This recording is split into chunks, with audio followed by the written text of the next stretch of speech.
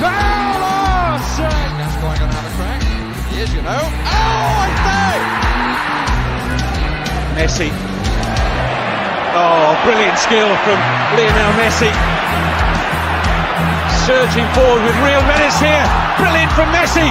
Oh, what a goal that is!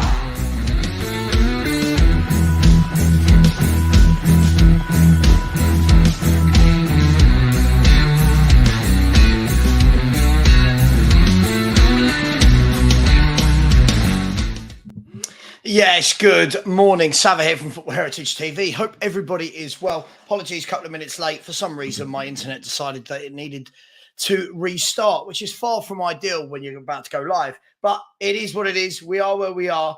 And listen, quite an interesting day yesterday. First of all, thank you very much. Lots of people sent me some really nice private messages yesterday. So thank you for that. I really do appreciate it. Moving on. We had a very interesting day. There were talks about Romero and Son being injured. Both then went on to play for their national team. There was all the anticipation about Ange Postecoglou's TalkSport debut as a Tottenham manager. And I don't think that disappointed. We'll get into that. And then on top of that, England played last night. I mean, lots of nations played. England played. They beat Scotland 3-1. With relative ease, if we're going to be brutally honest.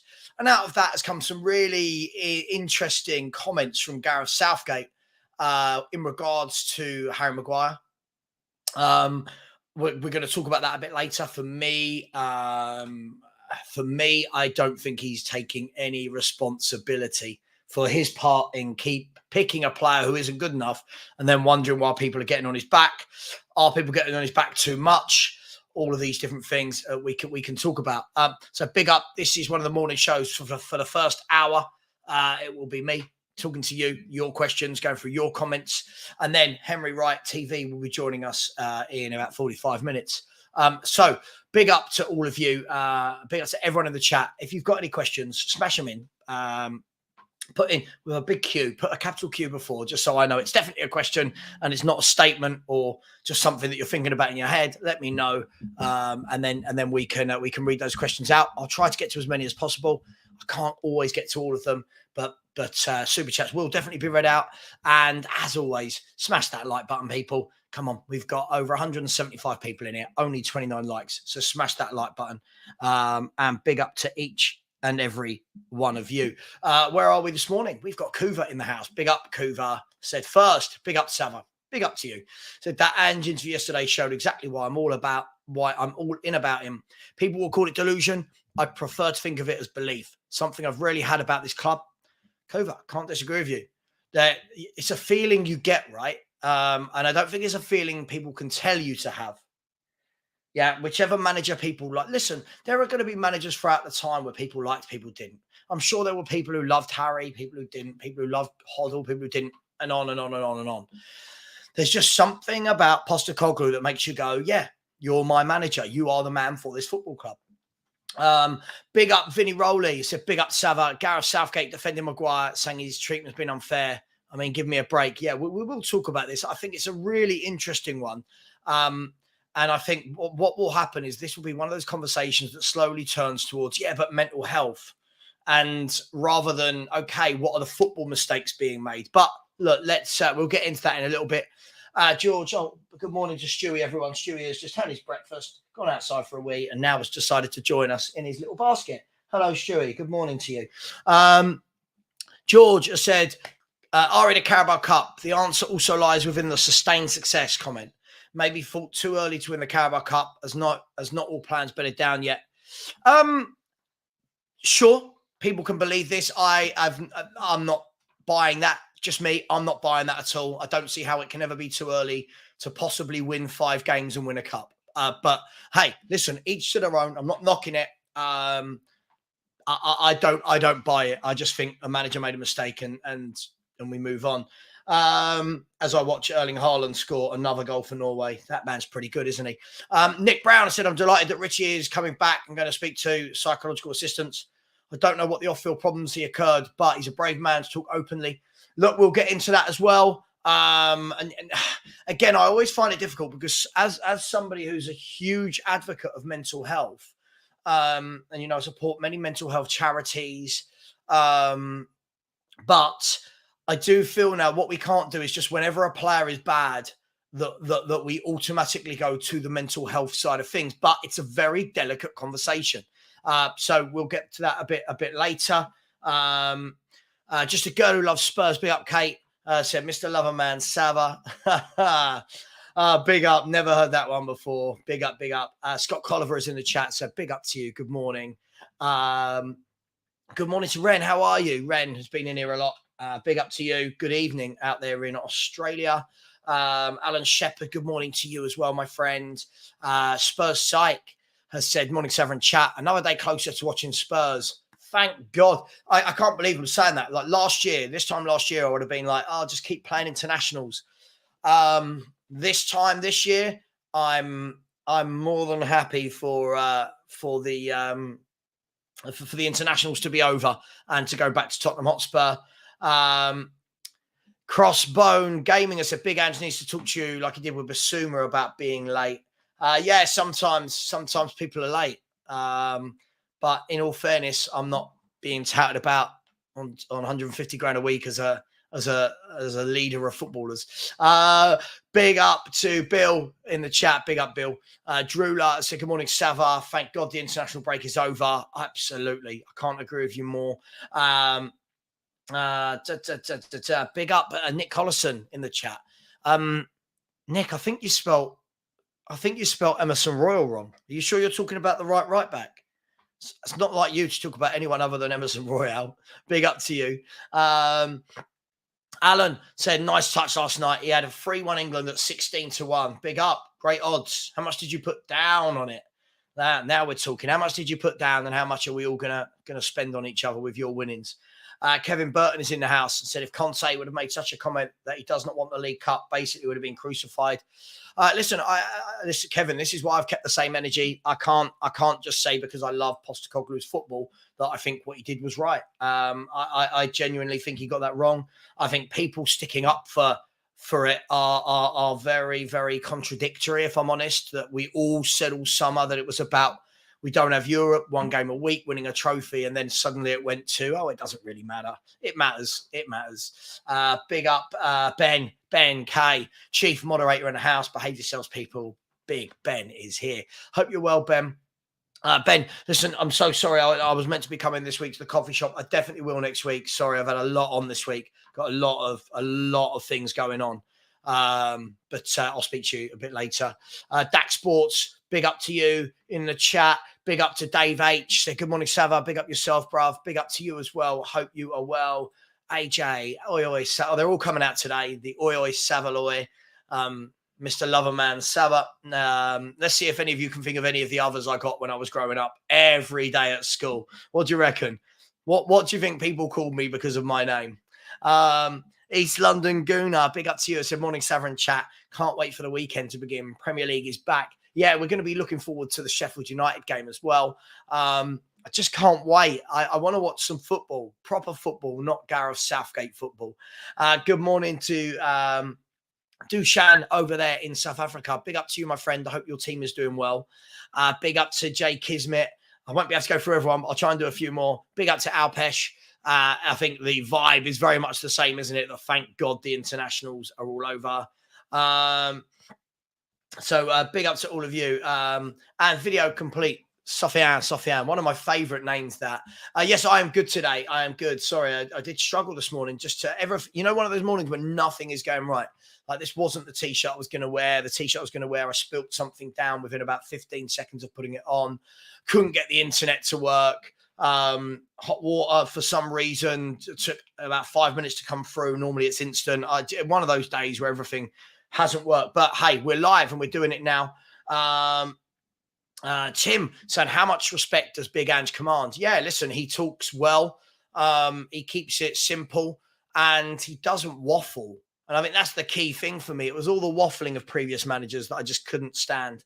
So as I said, if you've got any questions, put them in. We'll try and get to as many questions as possible. But let's talk, before we do, let's talk about let's talk about Big Ange on TalkSport. Listen, never an easy thing for somebody to accept the invitation to, right? Especially when you're currently in a job. I think that's the thing. When you've got ex-pros going on there and agents and that, sure. But when you're currently a professional footballer or a professional football manager, and then you're invited to go on and you know you're going to be grilled by Jim White and probably more importantly, Simon Jordan, who's a very tough question asker, so to speak. He's a very tough guy. I thought Ange handled everything brilliantly. And I could see when he was talking, I reckon every Spurs fan was captivated. I think every football fan that isn't Spurs would have been captivated as well, thinking, hang on, Spurs have got a proper guy here. And Simon Jordan and Jim White were eating every word he said. And look, I think he said so much that was correct. I think he said so much that was correct. There's some that's going to be... oh, hang on, what's going on here? Hang on, what's going on here? Accept that, yep. No, what's going on? Why is Google trying to... Why is Google... I don't want this. I don't want this. Right. Okay, bear with me 1 second. I'm just going to be... I just want to bring this up so everyone can see. We can get the full gist of what was said. The Spurs, I love the Spurs Express. They do go a little bit too deep for me. Like they're analysing Dejan Kulusevski's every moment. People watched the Sweden game and said that he didn't do a lot, and then they've analysed it and said what a performance from the man for his country. I'll show you. Let's have a look. Let's have a look. This isn't about Kulusevski, by the way. This is about all footballers. So if we have a look here, here we go. Present, share screen. There it is, the Spurs Express. So hopefully you can see that. Hopefully, can everyone see that? Let me remove this comment. Right. So if you see this, like the first thing is like, I do feel we're getting into a dangerous place in life. And this isn't about Romero. They've done this about all the Spurs players that were away. Like, I feel we're getting into a dangerous place where we're literally, because there's no way they watched all these games, right? Let's be brutally honest. There's no way last night they managed to watch all of Argentina v Bolivia, all of Sweden versus Austria, right? All of England, all of South Korea. And then what we're doing is we're putting out, look, it's like, look, a top display. Yeah. What a performance. Quality performance. It's like, hang on. Have we seen all the games? Are we literally just now getting to the point where we're looking at stats and saying that somebody was brilliant? Here you go. So off the back of this, what we're going to get to, and big up the Spurs Express. Listen, I think they've got great content. I do just think sometimes we've got to stop blowing smoke up people's backsides for the sake of it. But here you go. Jim White actually said this afterwards. He said, I've never seen so many fans of rival clubs send so many positive messages directed towards a rival club's manager. Now, if that doesn't tell you how well this guy comes across, I don't know what does. There's so much to love about this guy. There's so much to love about him. And, you know, I'm not saying anyone should ever not want us to do well under any manager, but there were people that just couldn't get on board with old managers. This man, I think anybody who's not getting on board with him, I think we truly are at the point where it's silliness. I haven't seen anyone, by the way. I mean, I haven't seen anybody openly say, I don't want Postecoglou. I haven't seen anyone say Postecoglou out, any of that. I think he's a really good guy that we've got to stick with. Let's just quickly go back to this. So big up for that. And then I'm going to get to the news. Vicario said that I look at my choice, which I'm delighted about. I took a great opportunity to play in a top club in a top league. Big up to Vicario. And I want to get to what was said yesterday. Not Postecoglou there. I just want to, 1 second, apologies. Right. This was what I read out yesterday in my video. And I think this is the most important bit of everything that was said yesterday. Was the challenge is, for me, the same everywhere. To get the team to play a certain kind of football that gives its own fans and punters something to get excited about on a weekly basis and bring success to the club. There's no reason I do what I do. Sorry, there's no other reason I do what I do. I want to bring success to this football club and play in a certain way. That never changes. I'm uncompromising in that.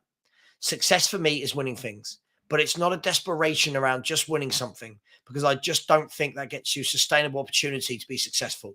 The foundation is to just play the game a certain way, which I believe brings success, but also excites the punters. Now, one of the things that I said just there in my video was what I loved about that, for me, what I really loved about that was some managers come in and just talk about success, and that's fine. That's good. And you want to hear it, of course. No one's going to knock that. But what I love is he's folded three things into his statement there. He's folded in success. He's folded in playing the right way, which is obviously what so many fans want to see. But ultimately, the key thing for me is that he keeps talking about us. He keeps talking about fans. He keeps talking about punters. I mean, I love it when he says that. But he keeps talking about punters and fans. And I just think he's brilliant when he's doing that. Now, yeah, hardcore people will say, but it's talk and it's early days. Of course it's early days. Of course. It's why I don't ever get massively overexcited by a player in 4 games. It's why I don't get massively overexcited by a manager in 4 games. But what we can see beyond the football, beyond the 4 games, is the demeanor of the manager. I don't want to say it's not the arrogance of the guy. It's the confidence of the guy. It's the demeanor of Postecoglou. It's the right things he's saying about the fans. It's the right things he's saying about the style of football. And I'm sure lots of people will take those comments to mean something different. But what I liked about it is, and I've seen this for years, people saying things like, oh, like with the Conte thing, it was just give him what he wants and he'll win a trophy. And let's be fair, we know he wins a trophy and he buggers off and everyone goes, oh, that's fine, we've just won a trophy. And there is that way of looking at it. And obviously we've not won a trophy for 15 years. So, I feel there is that sentiment that goes with it. But from what I read into that, and I don't know, people might have their different ways of reading into that statement. But what I read into that statement was that it's almost okay if you can win a one-off trophy, just playing any old style. But he wants to win consistently, playing a very good style. Now, also, I read into that I think it's difficult to win trophies. I think he acknowledges that. And the part in that comment where he says about it's not a desperation just to win something, because I just don't think that gets you a sustainable opportunity. And there's that goes with it. So, yeah, we could have won a League Cup and then done nothing for 7 or 8 years. But I like that it looks like he wants to implement. And that's been one of my biggest things. I know I probably bore some of my audience sometimes by using the same words, but for me, implementation is really important. Plan, strategy, consistency, content. I think all of these things are important. And it's why, and I'll never apologize. I'm never going to apologize for being me. I'm never going to apologize when I'm called negative by people because I don't call players world class after 4 games or 5 games. Or I won't apologize for that, because I think it's about, like he said, sustainability, it's consistency. So everything this manager is saying, for me personally as a fan, kind of bodes with everything that I want to see. Now, I can't speak for every other Spurs fan. Every Spurs fan has got their own idea of what success is. They've got their own idea of what world class is. They've got their own idea of what good football is. No one's right. No one's wrong. I can only ever speak. And if ever I've annoyed somebody, if ever I've pissed people off or been too forceful with it, I do apologize. It's just me. It's just the way I am. That's what I demand from my football club.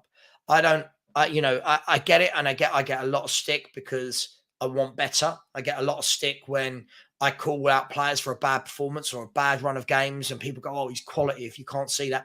But I'm not looking at that. I'm looking at what's going on now. What's going on? What's the bigger picture? So from that point of view, I love what Ange Postecoglou is about. I love that his comments aren't about now. His comments aren't about now. And then, as you'll see from the title, where I've put in Postecoglou has no ceilings. A little bit of a joke, but listen, I don't use the word ceiling. I don't like it when fans talk about a player's ceiling. I do think it's silly, because I don't think anyone can possibly know a player's threshold. There's been players that have come and gone that would have said, oh, they're going to be the best in the world. this is the best player I've ever seen, that don't go on to do anything. And then there are players that slowly but surely creep up and get better and better and better and better. And I mean, Dele Alli is a huge example of that, right? Dele Alli was worshipped, and then he slowly regressed and regressed and regressed. Now, obviously, there's extenuating circumstances, but there will be extenuating circumstances into every footballer's life, right, that we don't know about. But there are those players that then creep up and just suddenly go bang. I mean, you look at people like Jamie Vardy. Jamie Vardy was playing non-league football. Look at Ian Wright. Ian Wright played for a club down the road here. The ground isn't there anymore. Greenwich Borough, for anyone who lives in and around South London, you'll know Greenwich Borough on the McDonald's roundabout down there at Yorkshire Grey.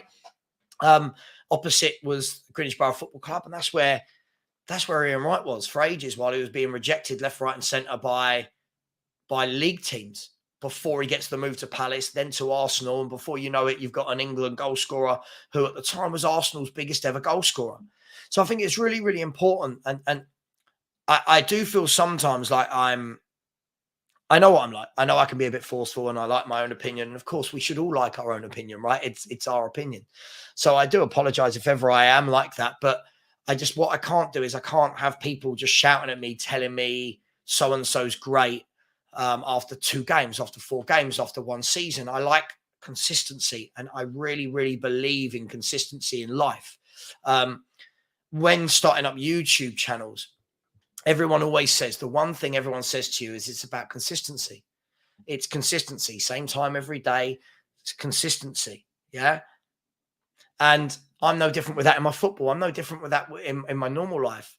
So look, the upshot of all of that, so I went a bit deep there. The upshot of all of that for me is that Ange Postecoglou is saying all the right things, right? I think he's doing the right things. I think some people are going to expect immediate success. I see people after 4 games, they suddenly want to change predictions to, right, could we finish second? Could we win the league? And it's like, I feel that those people are putting unnecessary pressure on the manager and the club when we're not there yet. If we finish second, the man deserves a medal, right? If we finish second, the man deserves a statue outside the Spurs Stadium. But just strap in, because there's going to be some bumpy rides. It might not come now. It might not come in November. It might not come in. There's going to be bumpy rides. There's going to be injuries. There's going to be suspensions. There's going to be, first and foremost, without injuries and suspensions, there's going to be loss of form. Players go through loss of form. Yeah.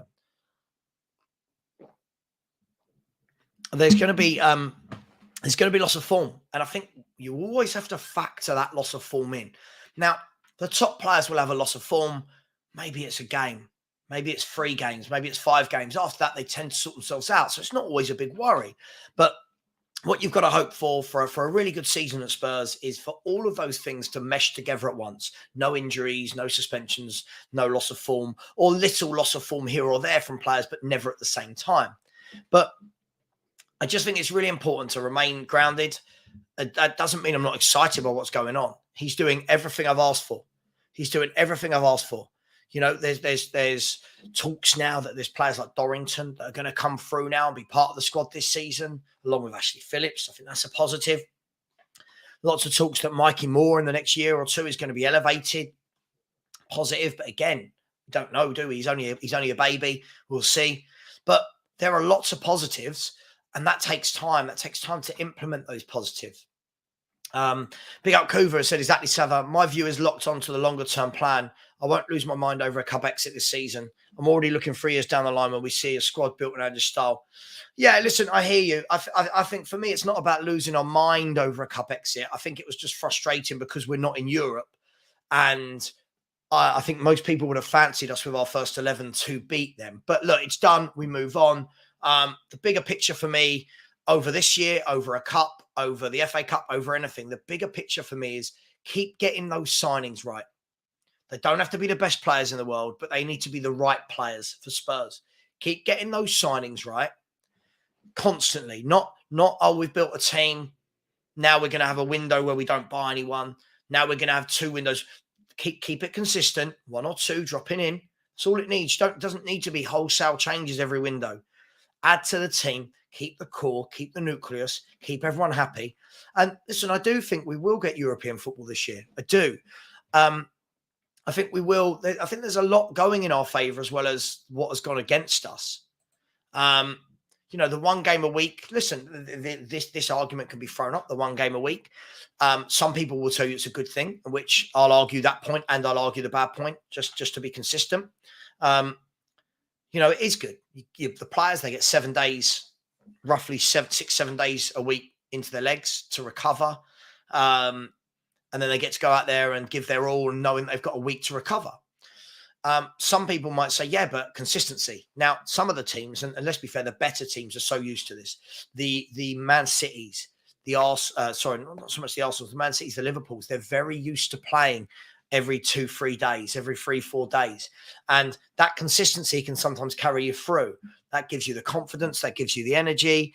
So there is a lot of, there's a lot to be said for both ways. But playing once a week, can we keep people fit? Means we don't need a massive squad, which means we don't need to see 3 or 4 changes at the weekend. I'll be disappointed if we see 3 or 4 changes ever in a game for no reason.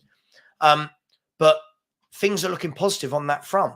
Things are looking positive. You've got some of your rivals that are going through a bit of a transition phase. If you look at Chelsea are very much in. It's difficult. I was speaking to my brother-in-law the other day. He's a Chelsea fan. And he said it's difficult because we were in a transition last year. And unfortunately, we're in another transition this year because it's yet another new manager.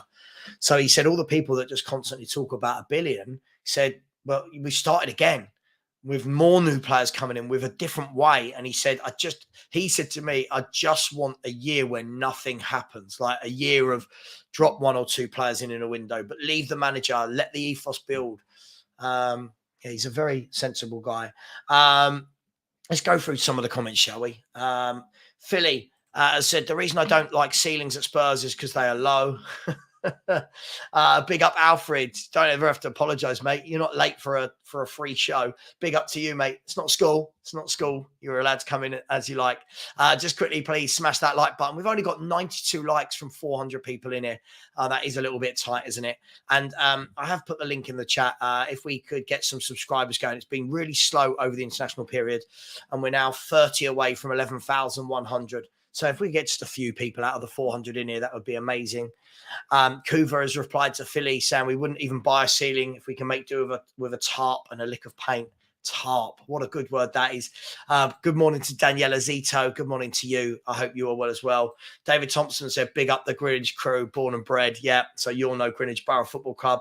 And it was interesting. I remember at the time when Ian Wright was young, and people were talking about, he's going to move. It's like, oh, no, he's rejected here, rejected there. Next thing you know, you see him lining up alongside Mark Bright up front for Crystal Palace, Wright and Bright, if anyone remembers them.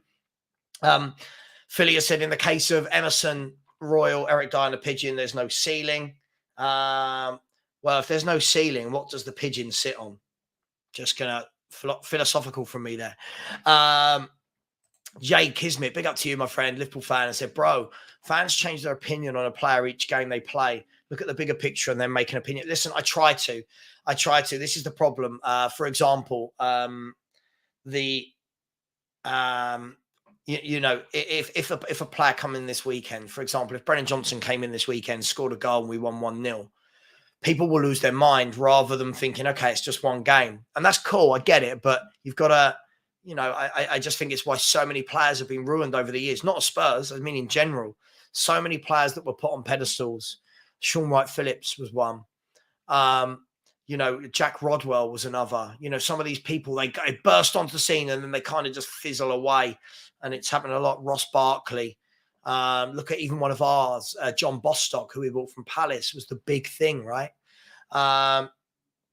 Daniela says, Savva, what are your thoughts on Richarlison seeking psychological advice? Listen, I think it's good for anybody in the world. Forget that he's a footballer. I think it's good for anyone in the world that wants to go and seek help. Go and seek help, because I've always been of the opinion that lots of people can judge you. And I think it's fine to judge the football, but as a human, lots of people can judge you. They can judge your actions, but they don't know why you did what you did. They don't ask why. They judge. They put you in this penalty box. They don't actually ever ring you and go, you okay? What's happened? Are you all right? That's out of character for you. Why did you do that? Do you need to talk? I think we're very quick to judge. I see it on the internet all the time. And yeah, so listen, I'm really I'm happy for him if he's going to get to seek help. Don't know what it is, but go and seek help. Take the time you need. Go and listen. There's more to life than football, right? And I know people will laugh at that comment. There is, of course, there's more to life than football. Even when you're a multi-millionaire, you still have the same problems as the normal human brain, right? Money doesn't make that go away. Where are we? Good morning, Mia. Good morning. Sorry, I have seen your WhatsApp that you WhatsApp me. I messaged you back. I've seen the one back, and I will. Unbelievable, Mia. Unbelievable. Actually ties into what we were just saying. The message that you got sent. It's like people don't know you sending you that sort of thing. It's just really, really silly. Ravi has said, question, do you think Ange has a plan B in games when it's not going right? Good question. I guess we've not really had to see too much of a plan B, right? Because plan A is very good. But look, again, these are things that we will find out over time. These are things that we're going to find out between game 5 now and game 20, when you hit a rough patch, when you don't win for 2 games in a row and everyone starts questioning the manager and they question his tactics. That's when we'll see. But yeah. So Mia, said, I've made it on YouTube. You've got the Sunny stands after you. Honestly, once the Sun fans come after you, you know you've made it on YouTube. Honestly, the Sunny stands, they crack me up, man. It's like their go-to is racism. Their go-to. You're racist. Okay. So sorry you had to get that this morning, Mia, but I know you'll laugh it off. Ren, big up to you, has said there's a reason there needs to be a strong foundation when you're building something. Be that a building, football team, it's the same thing. For sure. Isn't it? It's the same with anything. Relationships, work, building, football, whatever it is. You've got to have strong foundations, right? You've got to have a core to build off, or what happens? And this is the thing for the people that will just give Conte 3 or 4 players and he wins something. This is a man that leaves his clubs after 18 months. So you want to give him a couple of tools, which was never going to happen. He wins a trophy, buggers off, leaves you with the players the next manager doesn't want. And then every fan will go, yeah, but we won a trophy. I'm not quite sure it works like that for me. As I've got older, I've started to realise that, just to go to the Spurs, said we are getting free Philly. He struggles to type well to do anything with one arm, but we are getting there. Oh, he's back, Jim. Big up, Jim. Big up, Jim. Peter said, for all Levy's faults, and there's been a lot, he deserves some credit for bringing in Ange. Pete, I think the difficulty with this is like his 16th, 17th, 18th manager or something. At what point do we say, oh, we'll give him credit for bringing the guy in? Look, at the end of the day, he's tried everything. At some point, it's going to work. We don't know if this has worked yet. For me, the test of Levy, I've said this for years. I've never wanted him here because he keeps failing my test for me. Every one of you might have a different test for him. My test for me is, okay, when we start doing well, when we get to this level, let's say we're here at the moment. When we get to there and you start going, hang on, Tottenham could be a problem here. We never go to there, do we? We never go from there to there, right? This is the playpen where Man City play, where Liverpool play, Arsenal play, United, Chelsea. This is where more often than not in the last 20 years, these clubs play. We're down here. We're not allowed in that playpen because we just don't quite do enough to step over into the balls, right? If that makes sense.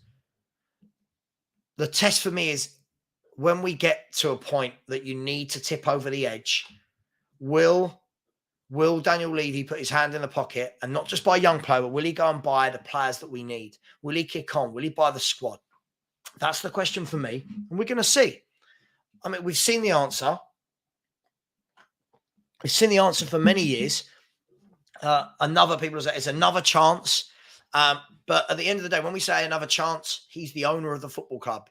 Him and Enoch, they own this football club and they're going to have as many chances as they want. Big up to the people that did like. We're now up to 127 likes. Still not great. I know it's International Week, but we've got 412 people in here. We should be at least 200, 250.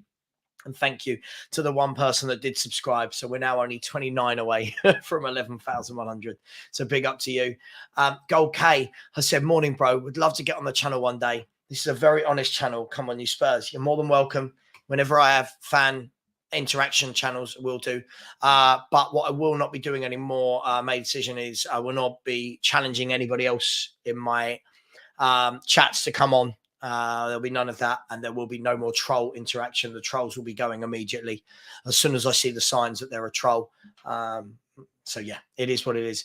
Daniel always said the pigeon sits on the bench where he belongs. Ben, quoting the famous Cougar 99, said every meal is a banquet and every hunger is a famine. Yeah, I just want some consistency. I want us to stop being this club. I want us to stop being this club. I want us to be this club, right? I want us to do that. Anyone used to watch The West Wing? If you watch The West Wing, what does that mean? If anyone's watched The West Wing, what does that mean? Yes, yeah, great point. Troy Parrott, another prime example. Everyone talked about him massively. This great striker. He's gonna be the heir apparent to Harry Kane. And then, unfortunately, he's just not as good as people thought, and it's never happened for him. And I'm not blaming him. It's just, people want to hype everyone, and I never will be that guy. There are some players you watch and you go, wow. Like, for example, I'm not. This isn't hindsight. I think lots of people will be honest and say that I said this to them before we played Barcelona. When we played Barcelona, I said to people, watch that Lasine Yamal of Barcelona, the 16-year-old. That broke into the team last year at the age of 15. That is a kid you watch and you go, wow, like wow. Yeah. But not very often. I mean, Messi was one, Ronaldo was another. There's not many that I look at that age and go, Jesus, you're good. Mbappe was another. Haaland's another. Rob C talking about sports psychology. Yeah, absolutely. Listen, I think anyone that needs it, go and get it done. These people have got the money. Their clubs have got the money. They've got the facilities. Go and do it. Go and get your head straight. Go and get your head straight. If that's what you need, go and get your head straight. Come back. There was no injuries, apparently. There were reports. Both players were seen with ice packs and this, that, and the other, but then both played last night. Future Music has said, morning all, best coach since Redknapp, possibly even better. We're truly blessed, and other teams want him already. Yeah, I think difficult was Redknapp a coach? Was he a manager? Look, yes, I agree with you. I think they're very similar in terms of their man-to-man management. I think Redknapp was more of a galvanizer of men. Would that be fair to say? I think Redknapp was very good at getting people he knows, proper pros, putting his arm around them and going, right, I want you to do this. But I think Postecoglou can do that, but I think he's also a coach. I think he's let's make players better from within. Just me. Just my feelings. Dazza Spurs said, I had to seek help when my dad died and it helped. Big up Savva. Yeah, listen, everybody's got their own battles going on. So I say, people are so nasty to each other. Forget the football. People are so nasty to each other in life in general. And, when all is said and done after a row about football, it is essentially football, right? But we don't know what's going on with people. So big up to you and keep fighting through it, man. Just remember the good times. Ben Spurs said, well said, Savva. A player for a team I support here in Oz tried taking his life before the final on the weekend. Criticising players is easy, but they are humans. I think, yeah, it's such a delicate balance because, of course, footballers are going to be criticised. Of course they are. You can't, what we can't do is say, oh, we can't say this player's been bad or isn't good enough because of their mental health. But it's that difficult side, isn't it? You put yourself in the limelight. Again, there's going to be that scrutiny. I think as long as it's never personal, for me, I like to think I don't get personal against players.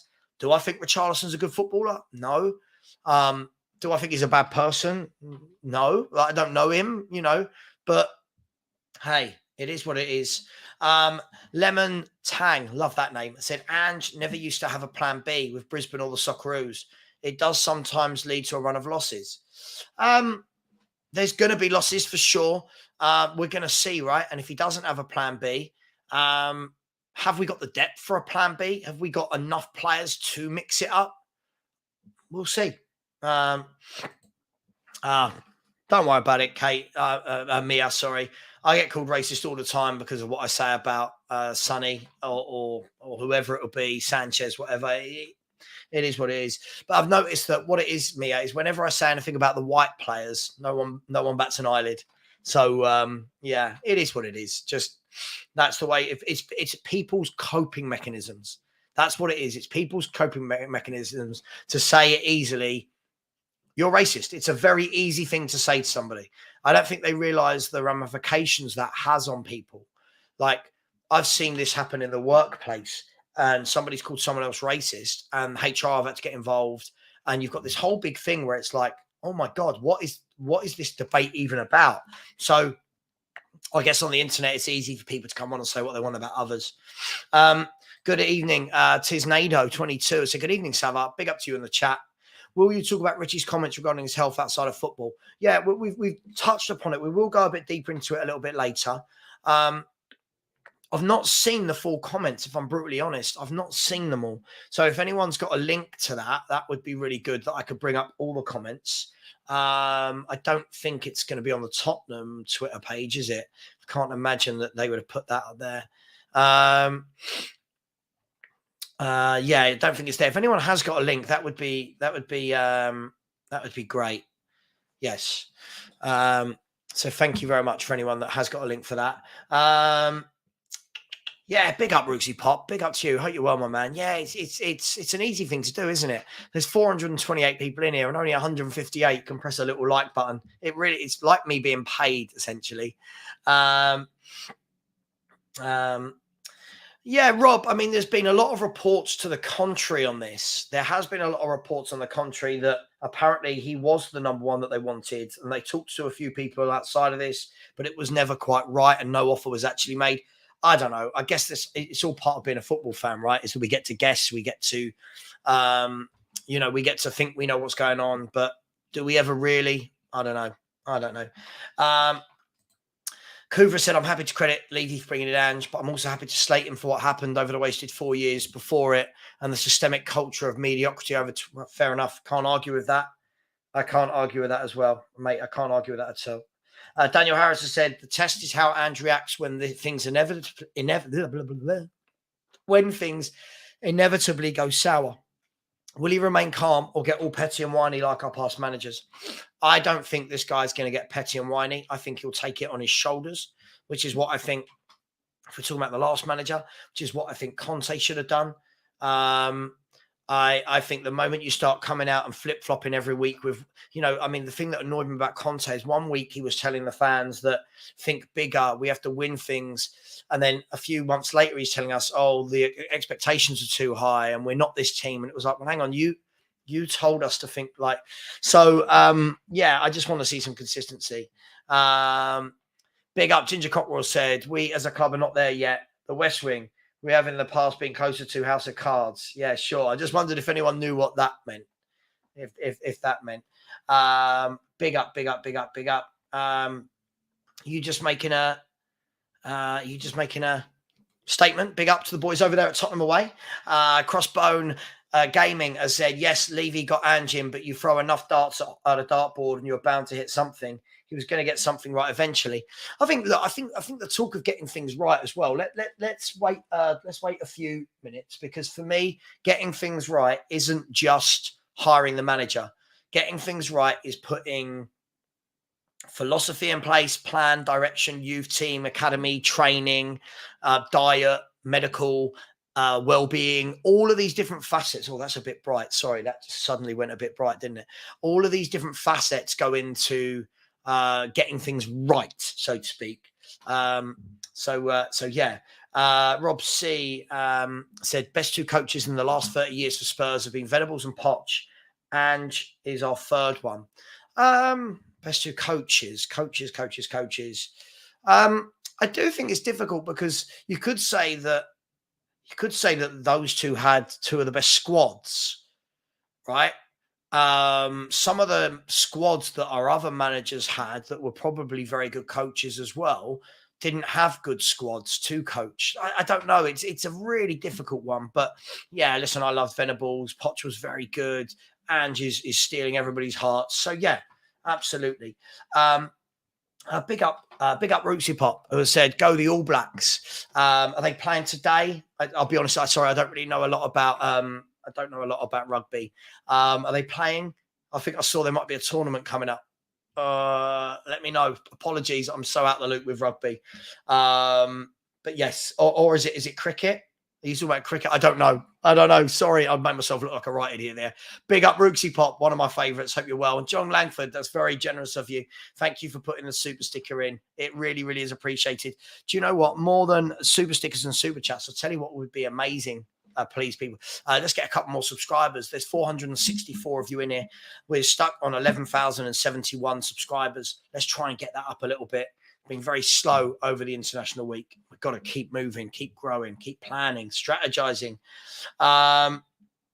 Big up, John. Said, keep up the good content. Thank you. I try my best.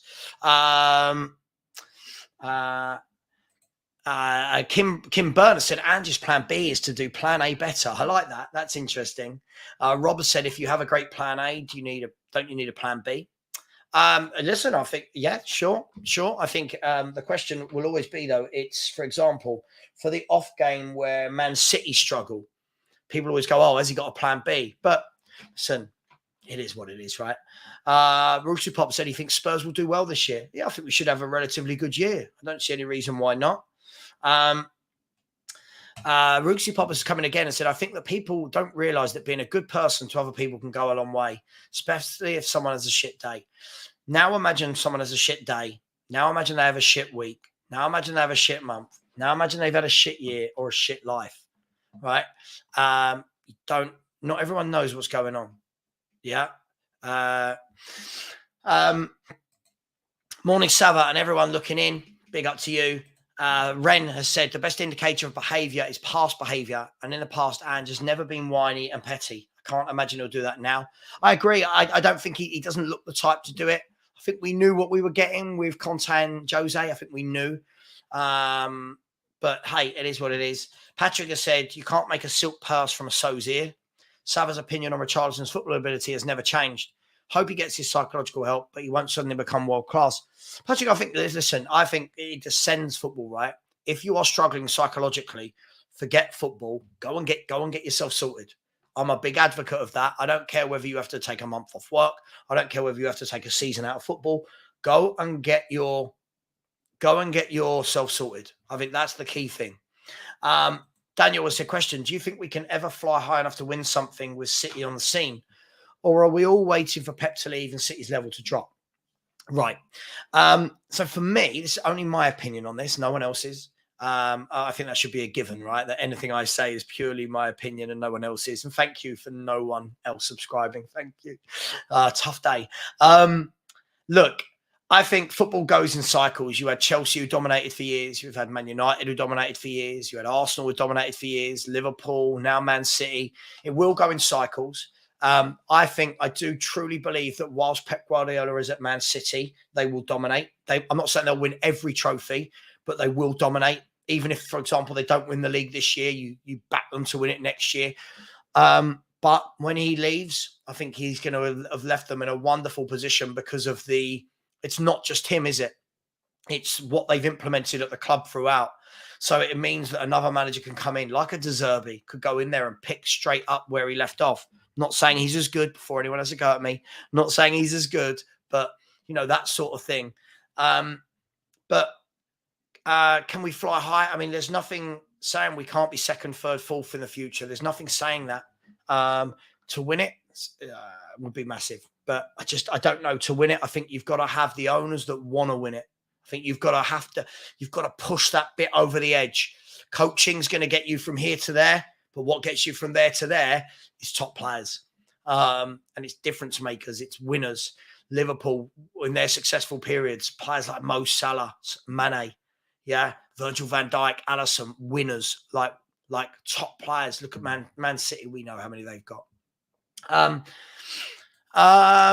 Matthew, listen, I'm going to talk about Harry Maguire when Henry joins. I feel sorry for Harry Maguire because, again, he's another one that should have been taken out the firing line a long time ago by Gareth Southgate. And this is why I put Gareth Southgate coming out yesterday's comments trying to defend him. I blame you, Gareth. I blame you for putting him in this scenario. The guy is not playing well, hasn't played well for years, clearly isn't right up there at the moment. It's just not clicking for him. And you're putting him in the team. And when the mistakes inevitably happen and when the poor performances inevitably happen, saying, oh, why are the fans getting onto him? Well, you put him in the team, mate. you've put him in this position.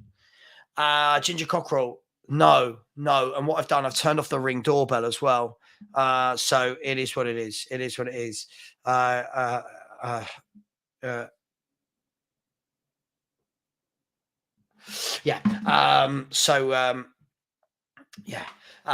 Chris Cowlin has shared on his YouTube community what Richarlison said, stating he needs psychological help. Okay, I'll have a look for it. I will in a minute, I promise. So it is what it is. 1 second. If everyone just bear 1 second.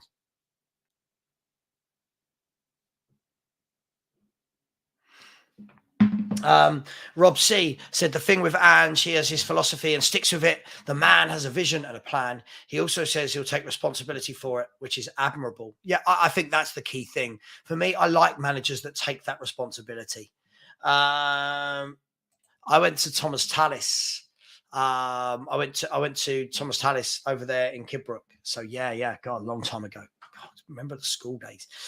Big up I never get this name right. Atavatron Wembley has said, morning Savva, what are your thoughts on the criminally staffed scouting system? When we have so few scouts, what does that tell you about our ability to unearth new talent and how Levy fails us? Yeah, look, I think like for any club, I think you've got to have an extensive scouting network. I think, when you look at Man City scouting network, it will be vast and wide. Same with Brighton. Look at Brentford, their scouting network. Lots of teams seem to have this array of scouts, and Tottenham just don't seem to have that. I'm guessing that's the sort of thing. Only guessing that Postecoglou will want to put into play. And we'll see what he does. We'll see how it works. And we'll take it from there. But I think that we will. Already the questions will be, who scouted Valise, for example? Whose decision was it to get Ashley Phillips? So all of these different things. Vuskovic, sorry. Who scouted him? It'd be interesting to know. Are they Ange players? Are they players that Ange Postecoglou has said, yeah, I know these young players, I want this guy? I don't know. Simon, I don't disagree with you, my friend. I said, morning, Savva. I think we can start seeing where we are after Arsenal away. Wash hands. Listen, I agree. Do you know what? I think Henry and I talked about this yesterday. You got Sheffield United. I think everyone would like to think we're going to win that. Then you've got Arsenal away, Liverpool at home. Big games. Let's see where we are after that. Then after that, if we win both those games, everyone crack on, go crazy, go bananas. But football is a humbler. And if we don't win those games, for me, I'm going to keep the same energy that it is what it is. It's early days into his tenure. We're going to play good teams. You're going to lose games. I'm not saying we're going to lose both, by the way, but there is a big chance that we lose one of them, right? I don't think that's negative to say. Someone said to me yesterday, you're negative if you don't think we're going to get at least 4 points from those two games. And I was like, well, I'd love to get 4 points. I'd love to get 6, but can we is a completely different matter. Chasey, big up Chasey, 7766 has said, who would you start in our front three against Sheffield United? Listen, there's so much of me that wants to go along the school of thought of, if it's not broke, don't fix it. So I'm going to go with that. I'd be really disappointed if I was Kulu, Son, or Solomon if I was left out. You'd turn around to the manager and be like, well, hang on, we just scored 5 goals away from home. So listen, I'm guessing it depends how have all those players come back. Are they all fit? Do any of them have any knocks? So all 3 of them played yesterday, right? Solomon played for Israel, Sonny for South Korea, and Kulu played, I believe, the full 90 minutes for Sweden. Are they all fit? I don't know. We don't know, right? It's Wednesday. Are any of them coming back 100% fit? Do any of them need a day off from training? Do any of them need to miss the game for a knock, sit on the bench? I don't know, but I would keep the same 3. I watched Brennan Johnson play for Wales in both games. I'm still standing with my opinion of Brennan Johnson, that I'm interested to see why they bought him. For me, he didn't do anything that made me go, yeah, I get it. But if Postecoglou wanted him and they've got a plan for him, I'm interested to see what it is. And just tactics adapt. Sorry, let me start that again. Sorry, Kuva. And just tactics adapt on the fly. You only need to look at Maddison and Udoji's positions on the pitch to see it. Yeah, there's a lot of movement. This is what a lot of these managers do now. If you look at Pep, you look at De Zerbi, look at Postecoglou, a lot of these managers, the players are interchanging. It's not like when people talk about 6 and an 8 and a 10, they don't really stay in those positions. Maddison pulls so far wide, drops deep, gets the ball. Basuma often goes wide when the fullbacks invert. So it's very fluid. I think you're right there. John, the Celtic guy, said, can't wait till January transfer window to see who he brings in at the start of January. Yeah. Okay. I think this is a big one. This is a really good point. The word that I'm going to pick out from this John, the Celtic guy, whilst I disagree with you, the word I'm going to pick out here is start. This is what I want to see. I think we all know that we need at least a centre-back, right? We need a centre-back. I'm all for giving Ashley Phillips game time. Yeah, I'm a big believer in giving him some game time. But I think everyone will agree this squad needs another pro centre-back, so to speak, a seasoned, experienced centre-back. To make that happen, we've got a January transfer window. I would love to think, John, that Spurs have it ready. I would love to think that come the first week of the January transfer window, Spurs are going, yeah. That's what I would like to think. But big up. And hey, Sav, why didn't you stream with the other guys on Side TV this week? The show wasn't on, my friend. The show was cancelled, the 12 p.m. show we do on a Monday, because there wasn't really a lot of content. So Said didn't do the show. My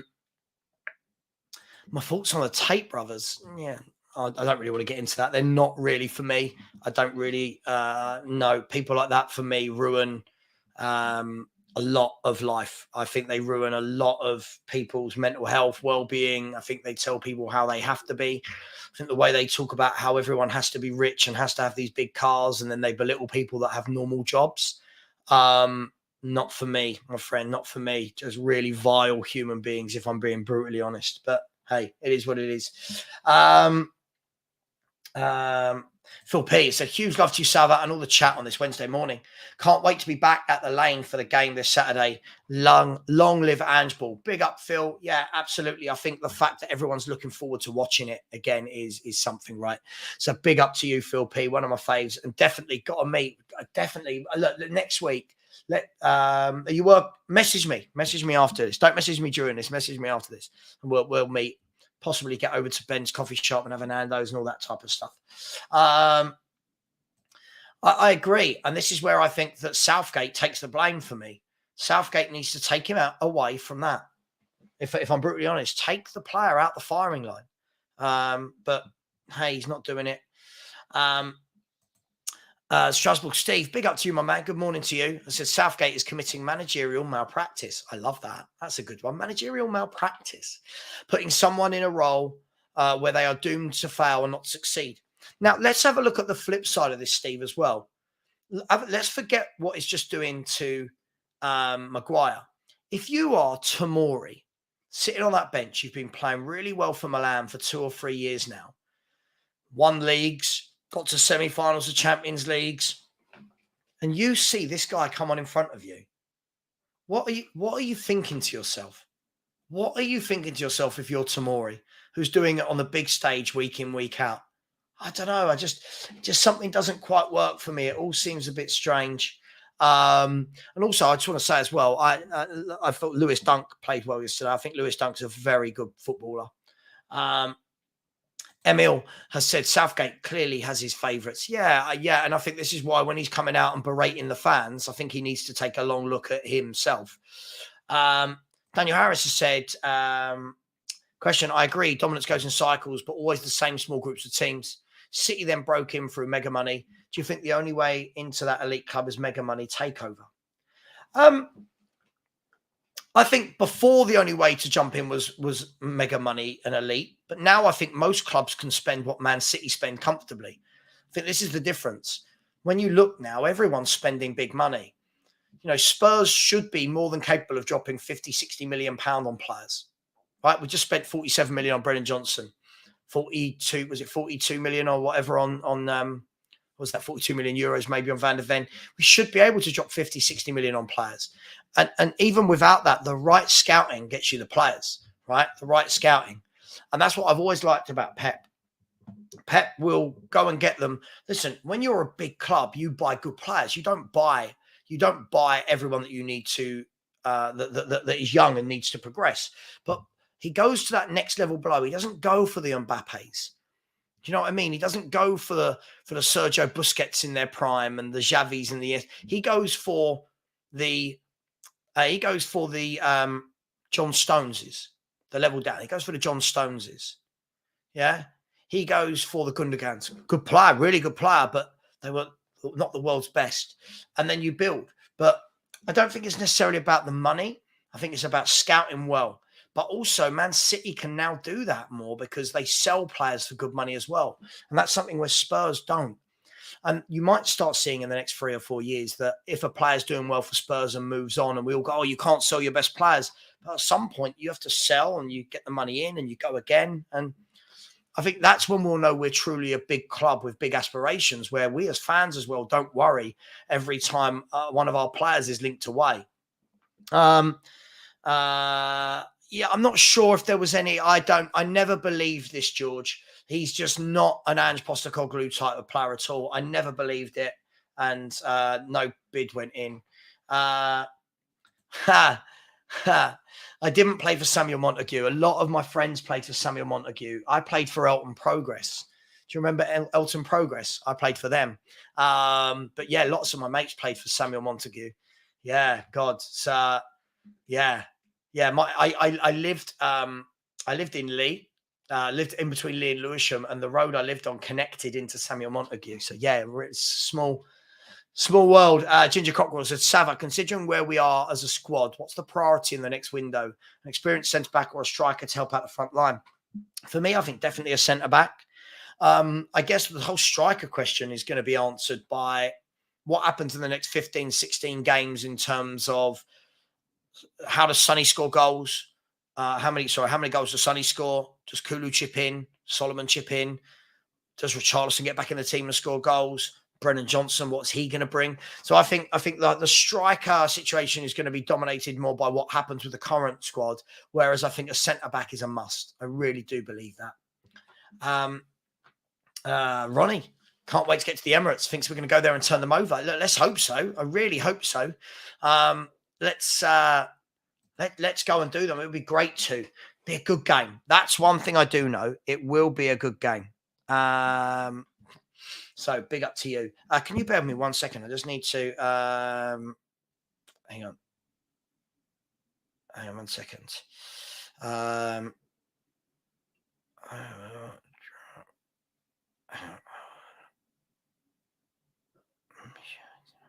Sorry, I just need to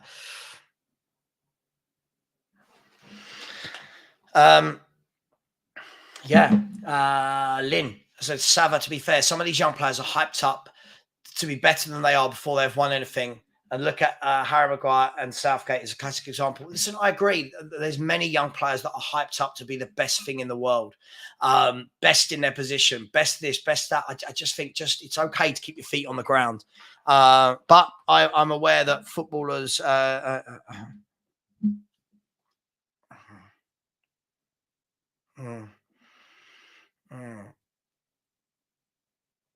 Yeah, sorry. Okay. Alan Shepard said, if the Spurs get the early goal, could be an onslaught. Sheffield would have to come out of you and open up. I don't see the Sheffield United would. I don't think they would open up. I think if they let in one goal, I think they'd probably think, okay, keep it tight. Like they did against Man City when they went 1-0 down. But hey, it is what it is. So I haven't sent the link to Henry.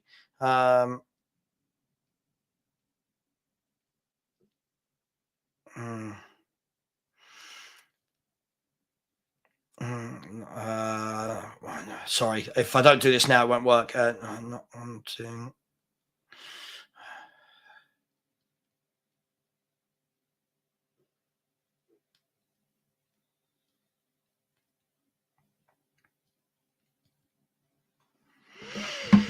Right. Big up. I mean, sorry. Where was I? Scott said, top quality show today. Very compelling. Love it. Yeah, I'm just trying a different tact on YouTube now. I'm just trying a different tact. I'm not going to let people rile me up.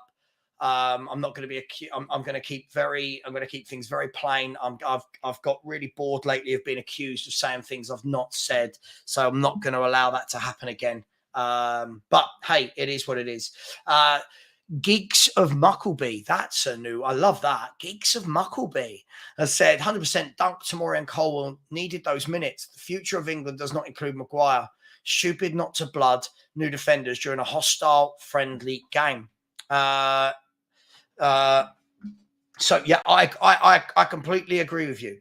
Completely agree with you. For me, you could have had Tomori or Colwell coming on for England. Why did he have to bring on Harry Maguire? But it's what he does. He puts him in the firing line, then wants to blame everyone else for when he's booed and stuff. Now, listen, I don't agree with booing any player, by the way. It's not my style. It's not what I do. But hey, it is what it is. And Geeks of Muckleby grew up in Lewisham. Big up to you, the Lewisham crew. Alan was Forest Hill. So, there we go. There's Sydenham as well. Wow, everyone's quite close over here in the south. So Rob C has said, thank you for this, has said, Richarlison has said, I'm going back to England to seek psychological help from a psychologist to work on my mind. Interesting. Listen, fair play to him. If that's what he needs, that's what he needs. Does this mean he's doing that? He's taking time away from football to do that, or he's just going to be doing this in the background? I don't know. I'd need to read a bit more into that. Me? No, I'm not under the weather, bro. I'm not under the weather. Just a few things have happened in the last week, 2 weeks that have just made me want to change up the way I YouTube, change up what my shows are like, change up a few things, not giving the trolls the satisfaction. And I apologize. I'll openly apologize to everyone now. I'm not very good at saying when I'm wrong.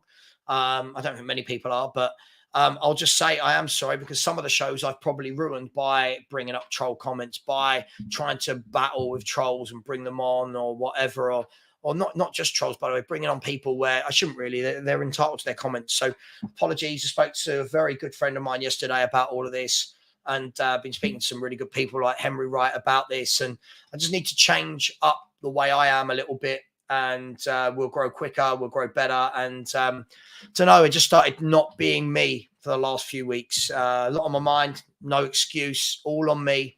I take it on my shoulders if I do something wrong. I don't blame anyone else. Yeah, we'll just try and adapt and change as we move forward. If that means people don't want to work with me again, then they don't want to work with me. If that means I lose people that I've worked with in the past, then I lose people I worked with in the past. But I can only learn from things I've done wrong, try and get better. And that's it.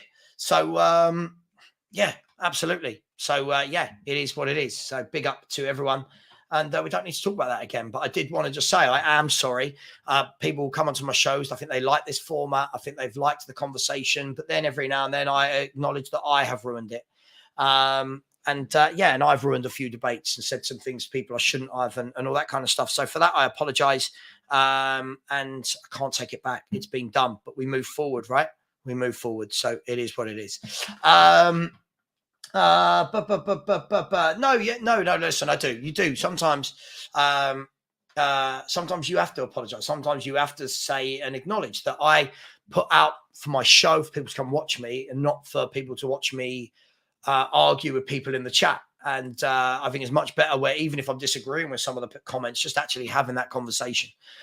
So we're going to be joined shortly by Henry Wright TV, the man who has got more troll accounts about him than any other YouTuber, I think, in the world of YouTube. Yeah, absolutely. Big up Kate, who's always there for me. So big up to you, Kate. So Savva, we live and learn. No need to apologize. In my opinion, you're excellent at what you do. But like all of us, we can always improve. Yeah, I've got to improve massively need to improve in what I do, what I am. I had a long chat with my wife about this yesterday. Listen, I'll be honest with you. I've got a lot of stuff going on in the personal life, but you know what? Like my wife told me last night, don't take that onto the screen with you. And I did. So that was wrong of me. Big up, Henry Wright. How are you, sir? Yeah, not too bad, mate. Can you hear me? I can. Yes, I can hear the words Perfect. coming out of your mouth. How's things, mate? Good. Do you know what? I thought about you this morning. All right. And I thought to myself, I really wish I could pull off wearing baseball caps like Henry so I never have to worry about my hair. That's the beauty of it.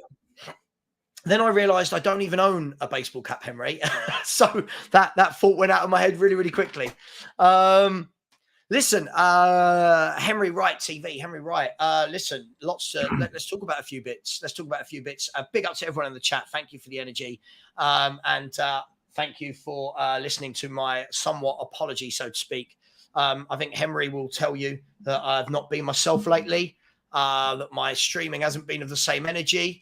And Henry tells me off when these things happen as well in the background. And you've got to mix things up. You've got to go again. And here we are. And yes, Phil, let's grab a Nando's. Henry, Ange Postecoglou, obviously the comments we talked about yesterday on your show, the comments that you came out with. I've seen a mixed reaction online. Loads of people, the majority, I would say, what I've seen, 90% is people going, yeah, this is brilliant. And yeah, this is great. The other 10% are going down the line of, yeah, but it doesn't really matter what he says because of Levy. And some people even read into it that, somebody messaged me and said, what I read into it, Savva, was he's happy to just win a cup and move on. What was your overall feelings? What's your takeaway from his comments on TalkSport? If I'm going to be brutally honest, completely brutally honest, I think Ange conducted himself brilliantly, but I feel like every manager is so limited to what they say to the press or to any reporter because of Levy. There's nothing that he said there that he hasn't already said. You know, the only thing I did question was the fact he said something about a winning mentality. Now we've never really had this winning mentality where we win trophy year after year after year. We were a fantastic cup side, weren't we? You know, 8 FA Cups, 5 or 6 League Cups, couple of Europa Leagues, you know, UEFA Cup, etc., etc. But to get this winning mentality, for us to be winning on all avenues, comes down from the board. And if Daniel Levy really wants Postecoglou to be winning trophies, he has to give Postecoglou the best possible opportunity and the best tools to do the job. I look at it right now and think, are we good enough right now to win an FA Cup? Yeah, I think the only way we win an FA Cup is if we get an extremely lucky draw and we catch one of those teams off their day. Because if we've got a fully fit fire in Arsenal, or a fully fit fire in Liverpool, or a fully fit fire in Manchester City, I think it's curtains. However, you know, Man United got all the way to the League Cup final last year and they played Middlesbrough. Who did they play? Middlesbrough. So last year on the way to the League Cup final. Yeah, they played Middlesbrough. Yeah, they played Nottingham Forest. Nottingham Forest, yeah. Nottingham Forest. And then Newcastle in the final, Nottingham Forest. I can't remember. Other than that, I think didn't they play Charlton? Yeah, Charlton. Yeah, they played Charlton Athletic, didn't they? Yeah. And they beat Newcastle. So every now and then, you know, you can get a good draw and luck can be on your side. But the best opportunity we had to win in a trophy was the League Cup. And Ange made 9 changes. So, listen, I love Ange. I think everyone does. But if we want to have this winning mentality, then why did you make 9 changes? Yeah. I think, look, it's difficult, right? It's difficult because as football fans, I don't think we're ever going to all watch the same thing. Like, let's be fair. We can watch a press conference. We can watch 90 minutes of football. We can watch a player's performance. We can watch Ange giving an interview. None of us are ever going to sit there and go, yeah, we all agree 100%. And I get it. The people that are saying, oh, it's easy to say words. Yeah, of course it's easy to say words. But you know what? There's just something about it, Emery, that for me screams real authenticity when he says it. I didn't believe other people like for example, if we look at Jose and Conte, and we've got to look at them because they're the high profile managers. When they talked, I just believed that it was about them. I believed it was about their brand and what they want.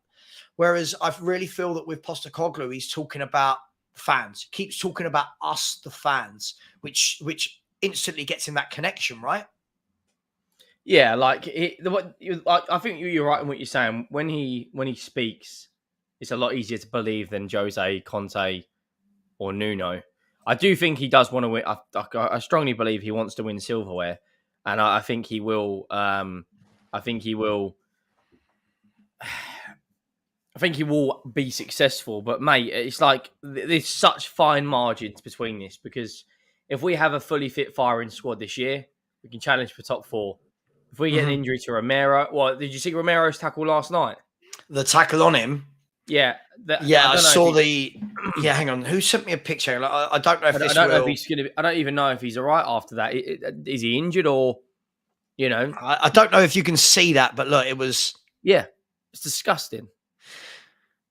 Yeah, I mean, If we get people an were injury to saying it him- during the stream that Romero had a bad tackle, but I thought it was a joke because everyone was saying, "Do you know what I mean?" You know, like everyone's talking I about. thought now, Romero everyone's did the getting tackle at first. Yeah, yeah. Like, but like if we were to lose him, Van der Ven, Bissouma, and Madison, admittedly you can say it with loads of teams. Liverpool lost Salah, Van Dijk, you know, but the drop off, like let's say hypothetically we lose Van der Ven and Romero, that means Eric Dyer, Ben Davis, or Phillips are our two centre halves.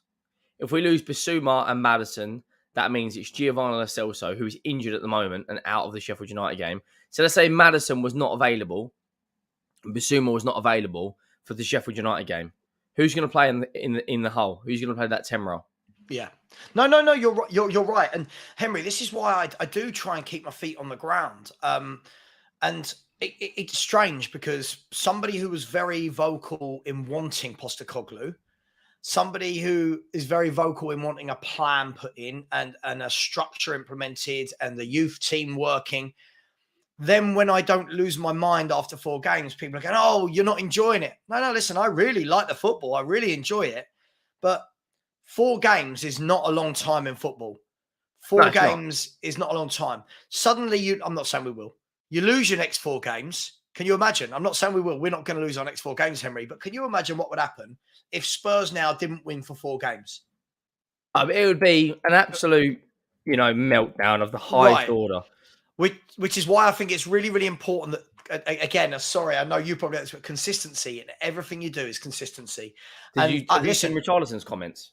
Just quickly, sorry to change it. Yeah. But I haven't. I've seen some of the snippets in terms of the psychologist. Yeah, he's on a goal drought for Brazil now as well. He hasn't scored, I think, in 9 games for Brazil. They obviously won last night against Peru, 1-0 Marquinhos. Richarlison started up front. I mean, listen to their front 4, right? And bearing in mind, Vinicius Jr. wasn't playing. In fact, listen to their front 6. And bearing in mind, Vinny's not playing. Casemiro and Bruno Guimaraes, Rodrigo, Neymar, Rafinha, and Richarlison. How are you not scoring against Peru? And the only player on Peru's team I know is Guerrero. Guerrero? Yeah, the striker. He played last night. He played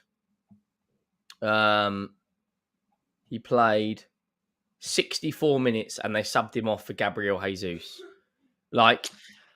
Yeah, it's a tough one. I feel that it's like anything, right? If we look purely at the footballing side versus the psychological human side, it's really difficult, Henry, because now we've got to this stage where if you say a player isn't very good, people will have a go at you and say, "Yeah, but his mental health."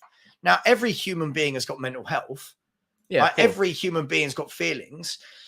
It doesn't mean that if you're not performing in your job that you can't say to someone, "Listen, you need to buck your ideas up," because you're worried about they're going to say something about their mental health. But look, for me, I don't rate him as a footballer. First and foremost, forget anything else. As a footballer, I don't rate him. I don't think he's that good. And I think for me to turn around now and go, "Oh, give him a chance because his psychology and all that," I think would be disingenuous, right? I don't rate him. But if he's got, I'd love to know what is he going to get psychological help for? Is it for his football? Is it something going on outside of his football? There's a huge difference. For me, I just don't think he's as good as many have made him out to be in his career. Do you think the psychologist now will be a cover up? So leave Richarlison alone because he's trying to sort his head out. I mean, it could be, But if that's the case, then take him out again. I'll use the take him out the squad. Take him out the firing line. Yeah. Right. I think if sometimes if you're really going to take somebody out the firing line and going to give them that time to cope, tell them, go and take 2 weeks away from football. Go and check yourself into a facility or whatever, or go and whatever you need to do. I'm not saying it's that bad, but do you know what I mean? Go and do what you need to do. Football will be here when you get back. You know, in 2 weeks' time, when you get back, your teammates will still be here. We'll still be here as a club. The club wouldn't have been relegated. We wouldn't have won anything. We're not going into administration. We'll be here for you when you get back. Go and switch off. That, for me, is what I think certain people need. Right? Now, not to that extent, but I'll ask you this, Henry. If I put it to... I'll do that right now, mate. If I take it to the Harry Maguire situation, right? Because what you've got, I don't know, did you see Southgate's comments last night? Yeah, about Maguire, yeah. Right. He's coming out and absolutely wrecking everybody for, you've done this, you lot are doing this, I can't believe this. He's then gone on to say he's got to take accountability for that, though, because you're the one still playing him. Right, this is my point. He said he's really good. He's a great player. You're like, he's one of the senior players. Listen, everyone and their dog can see that this guy needs a timeout. Like this guy. Yeah, of course. First of all, I think he needed to leave Man U for a fresh start. So I think that's bad that it didn't happen. He should have joined West Ham, mate. That would have been perfect for him. Perfect. Absolutely perfect for him. Perfect club for him. Perfect style of football for him. But if you are going to throw him in, and then, look, I'm not saying the own goal was his fault. I mean, yes, these things happen. If you are going to throw him in and then something happens, you're adding fuel to that fire, Henry. So at what point does Southgate say, listen, Harry, the next couple of squads, I need to leave you out, mate. I need you to, it's not about you as a person, but I think you need some time away. I think I'm doing you more harm than good by putting you in the spotlight. But instead, he's come out and attacked everyone else. And I'm not down with it. I don't know about you. Do you know what as well? Like, look, regardless of how bad and poor Maguire's form is, he's not as bad as he's performing, is he? Let's be honest. He's not a great centre-back. He's average.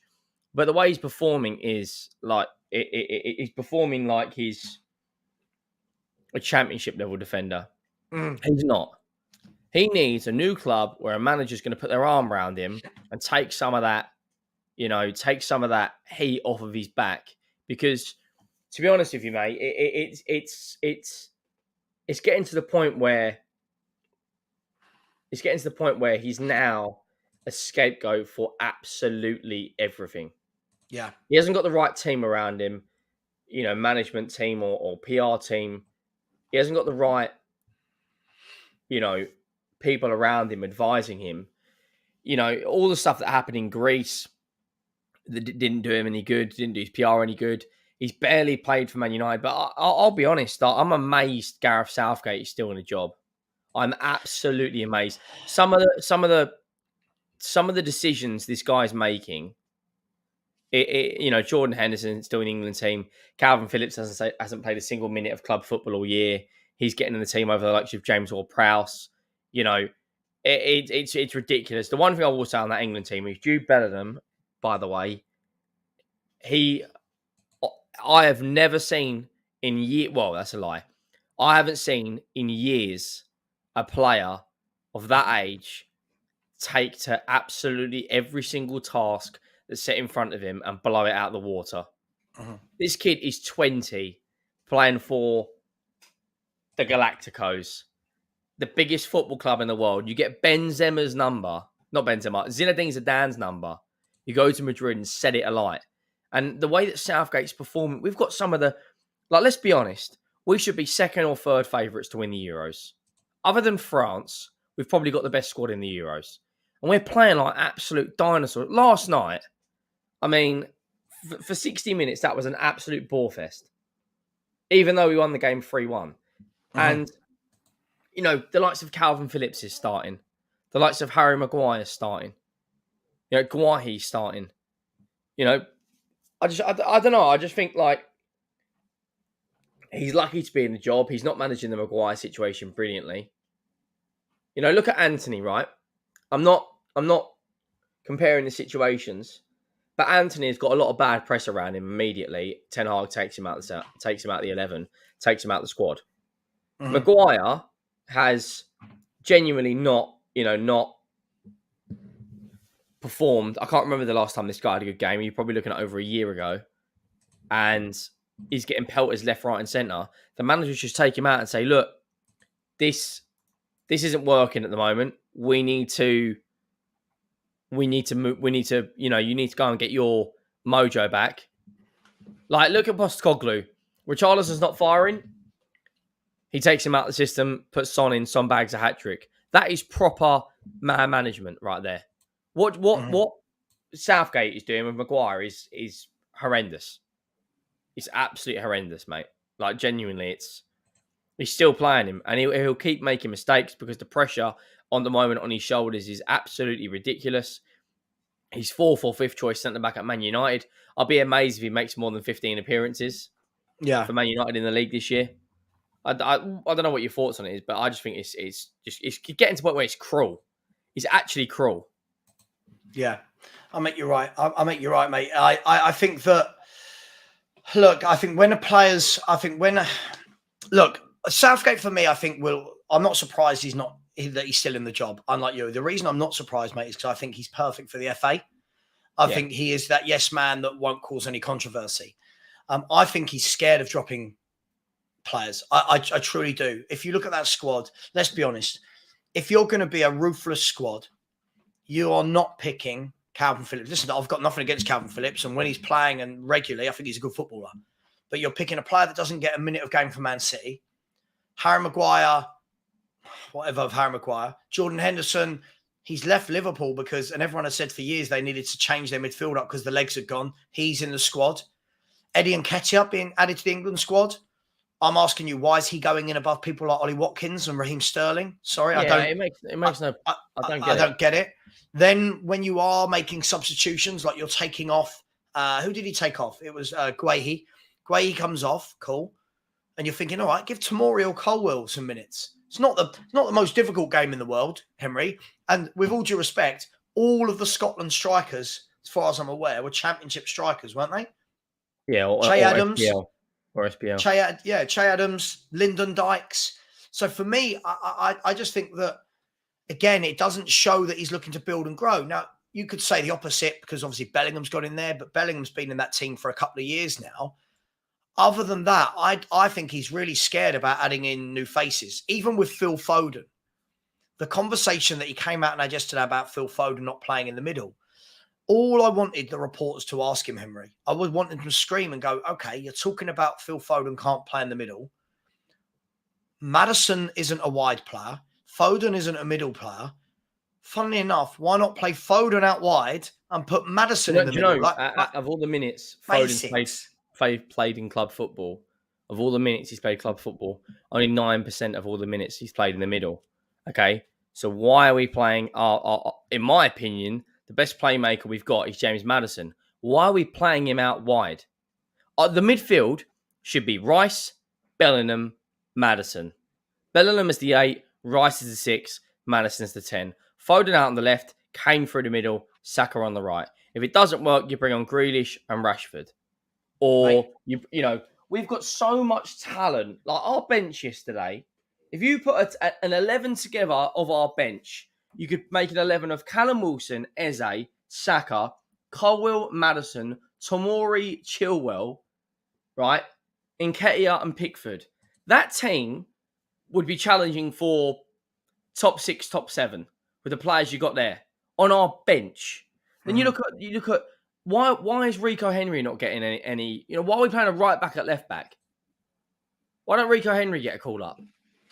He's probably the third best English left back in the league behind Shaw and Chilwell. Why are we playing a right back, left back when you've got Ben Chilwell on the bench? Like, yeah, I don't understand what he does a lot of the time. The problem is, look, like you could look at it if you're going to look at it through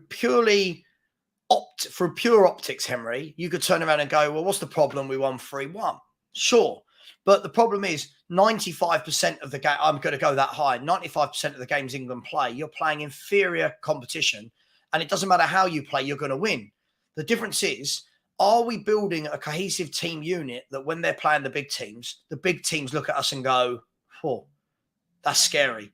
I don't think they're worried about us.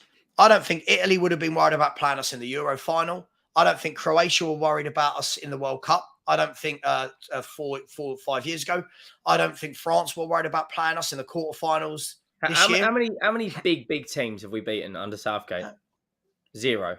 Spain, I remember in the Nations League, 3-2 maybe. I mean, it's a Nations League. It's not like we beat Germany in the Euros. It was a Germany that was extremely weak and had Kai Havertz and Timo Werner up front. Oh, it's right. Germany. This isn't the Germany I grew up watching. Like the Germany I grew up watching. The Gerd Müllers, the Kloses, the Thomas Müllers, the Schweinsteigers, the Lams. This is Kai Havertz, Timo Werner. There's no Balaks or Boatengs or or anyone else. Like we beat a German team that were weakened. We go into the World Cup against France. If we would have beaten France, I would have said, okay, we can do this. But we come up against France, Belgium in the World Cup, third place playoff game. We got slapped. Croatia 1-0 up. Trippier puts it top bins like prime Beckham. Right, we completely fold. Nothing is going to change. The harsh reality is, England won't win a major tournament with an English manager. There isn't an English manager out there, I think, that will get us over the line. Do you know what I'd do? This is going to divide a lot of people, and people will be like, "Oh, you're an idiot." I would go and get a foreign manager that's fantastic at winning cups. Now that brings me down to 2 people. Jose Mourinho, go and get it done. He would take that England job in a heartbeat. He knows practically 90% of the players. He got Kane playing his best, right? And he gets us over the line. And the other manager is, right, who's got an excellent track record at cups, and this will divide a hell of a lot of people, right? If Villa acts a certain someone, I'd approach him. Unai. We need a manager that can do it, and there isn't. Eddie Howe isn't going to leave Newcastle, is he? And Graham I also don't think that a lot of these managers want to do international football because it's a huge difference. You're not doing it week in, week out. Yeah, you're going and watching games and you're scouting people and you're preparing. But a lot of these managers I couldn't imagine Pep not wanting to be on the training ground every week with his players. Jose can do both. He can manage Roma and manage England. Can you imagine the FA hiring Jose Mourinho? But that's the point. We're not serious. We don't want to win anything. Like we're not serious. There's not an England manager out there. Look, we'd all love to win the Euros or the World Cup with an English manager, but there's not one out there. It's Eddie Howe, right? Or it's Graham Potter. Now Graham Potter is not gonna. It'd be stupid for him to take the job because he's already ruined his short-term experience as a coach with Chelsea. Yeah. Right. And Eddie Howe, the FA are going to have to offer Newcastle probably 10, 15 million quid to get him out of his contract. Plus, they're talking about him today signing a new deal. So if it's going to be a foreign manager, it has to be a foreign manager. Now, who's out there hasn't managed an international side and has an excellent track record at winning wherever they go, except for Tottenham? Jose Mourinho. Mm-hmm. Yeah, listen, I hear you. I just can't imagine they're ever going to hire somebody with such an outspoken personality. You look at a lot of the managers that come into this England setup, they are yes men. They are men that, like Southgate. Southgate's brilliant in his interviews. And what I mean by that is, whether you agree with what he says or what he doesn't say, right, is not what I'm talking about. His tone is good. He says the right things from an FA perspective. Can you imagine Jose Mourinho coming out afterwards and just being brutally honest? Like I just feel like it wouldn't work. I feel like he'd upset players, and that I'm not saying that's wrong, but I think that the England squad is good to a point. I think they're all good because they all know they're going to be there. They're all chummy. They all meet up. But when you look at Rice, Bellingham, Foden, Rashford, Kane, Grealish, Saka, John Stones, Carl Walker, right? I look at all these players, Tomori, Dunk, who I think is, by the way, I think he's a really good player. I look at all these players and I think a proper manager wins you that tournament. Yep. Right? Absolutely. But I saw the betting odds yesterday, and do you know we're joint favourites to win it? Yeah, it'll be Tottenham and not Tottenham. It'll be England and France. Definitely won't be Tottenham. It'll be England and France to win it. France are winning it. I'll tell you now, France will win it. Yeah, Their team is an absolute joke.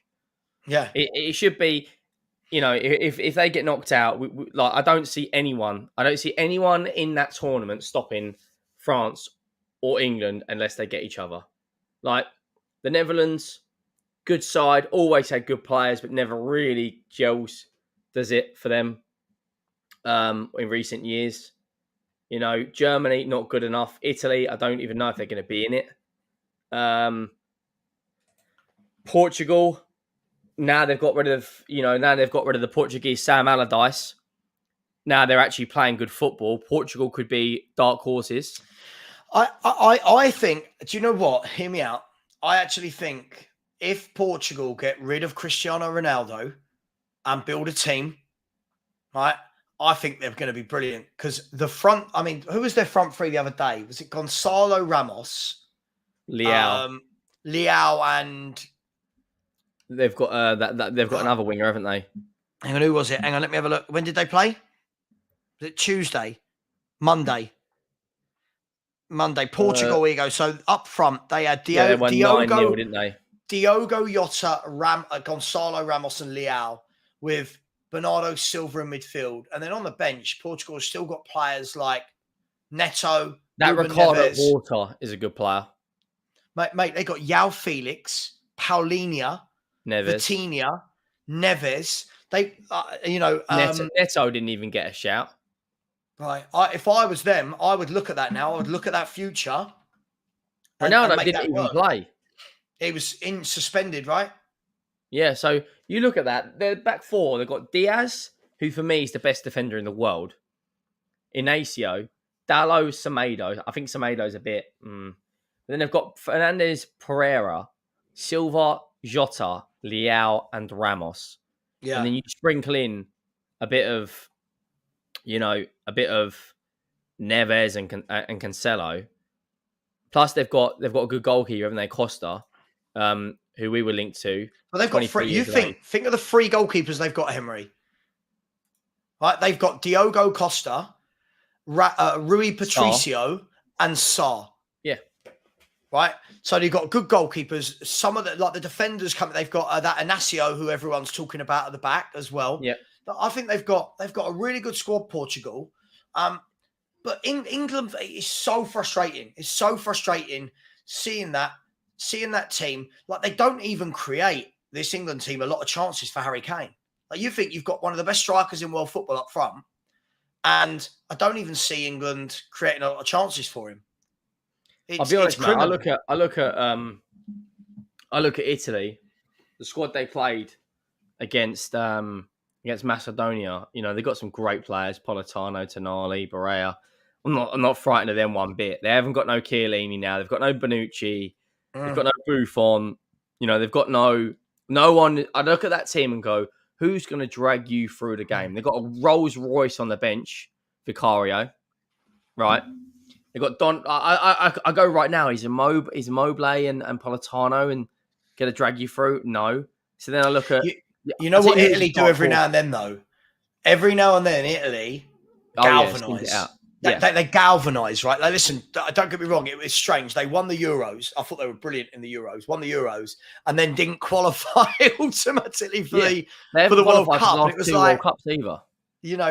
Whereas England are consistently quarters there. Do you know what I mean? We're consistently there, but never. I don't think are a lot like Spurs. Yeah, I look at Belgium, that golden generation. They played a back four of Castagna, Faze, Vertonghen, who's about 36 now, and Theater. Midfield's good. Onana, Trossard, Tillemans, but it's nowhere near. Croatia always will be a good team, but the team are definitely dark horses if they can get a striker. Is Spain. That midfield of Gavi, Rodri, and Pedri, right, is disgusting. And they've got Laporte, Gaya, Carvajal and someone else. They've got Olmo, who's a player for Leipzig. Morata, who's a bit hit and miss. But Every now and then, though, Morata goes through these stages where he does score goals, right? They've also got Joslu on the bench, and they got Balde. They got that Yamal guy that come on and cooked us. But let's be honest, England or France will win. One of those two is going to win the Euros, and I think it's going to be France. I just keep hearing England can win anything. I genuinely think Gareth Southgate will be the reason why that England team doesn't win anything. Because in the big games, when you have to make the big decisions and you have to go and attack teams, Gareth Southgate will do the complete opposite. Right? Go and scare teams. If you look at most of the teams in world football that play the best football and that win things, they go and scare teams. They smother teams. Right? You look at England, it's always 3 midfielders that are functional. So, and I don't want to call Bellingham functional, but Bellingham's still not you know what I mean? He's not a playmaker. Bellingham's a brilliant footballer, but you look at Bellingham, Rice, and either Phillips or Henderson. It's all for me. I still think you can drop one and go and bring in a Maddison. Go and bring in a drop Henderson, bring in Madison. Do you know we've got another international break in 29 days? Oh, mate, don't. I hate it. It's too much. It's too much. Where England are playing.